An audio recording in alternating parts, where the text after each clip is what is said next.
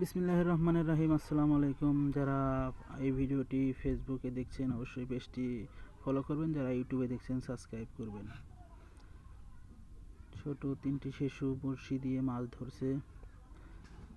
মাছ মারার দৃশ্যটি দেখে অনেক ভালো লাগলো। যারা নদীর পাড়ে বাড়ি এবং চৌহালি উপজেলা বা নদী মাতৃক এলাকায় যাদের বাড়ি, অবশ্যই দিনগুলো অনেক মিস করবেন। এই ভিডিওটা দেখে তাদের শৈশবের কথা মনে পড়ে যাবে।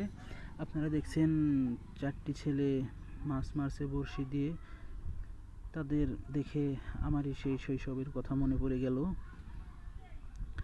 অনেক রোদ, প্রায় 33 বা 34 ডিগ্রি তাপমাত্রা, তাও তারা মাছ মারছে। রোদের ওদের গা পুড়ে যাচ্ছে, ওই সব না মনে করে ওদের মনের আনন্দে ওরা বড়শি দিয়ে মাছ মারছে। আমার মনে হয় ছেলেটি একটি মাছ পেয়েছে, তাদের লাল পাত্রে মাছটি রেখে দিল। দেখছেন, অবশ্যই যারা সিরাজগঞ্জের চৌহালির মানুষ অবশ্যই ভিডিওটি শেয়ার করবেন এবং ফলো করবেন, চ্যানেলটি সাবস্ক্রাইব করবেন। এখন বর্ষা মৌসুম, যমুনা নদীতে কিছুদিন হলো নতুন পানির আগমন হয়েছে। নতুন পানিতে পুঁটি মাছ, গোলসা মাছ, বাইম মাছ, এই মাছগুলো তারা বড়শি দিয়ে মারছে। আমার মনে হয় ছেলেটি একটি পুঁটি মাছ পেয়েছে, আপনারা দেখতে পাচ্ছেন। তারা কিন্তু তাদের মনের আনন্দে বড়শি দিয়ে মাছ মারতেই খুব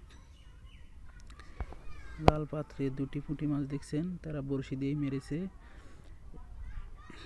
একটি নৌকা দেখছেন, নৌকাটি যমুনা নদীর ঘোরজান ইউনিয়নের চর থেকে খগেনগাড়ের উদ্দেশ্যে রওনা হয়েছে।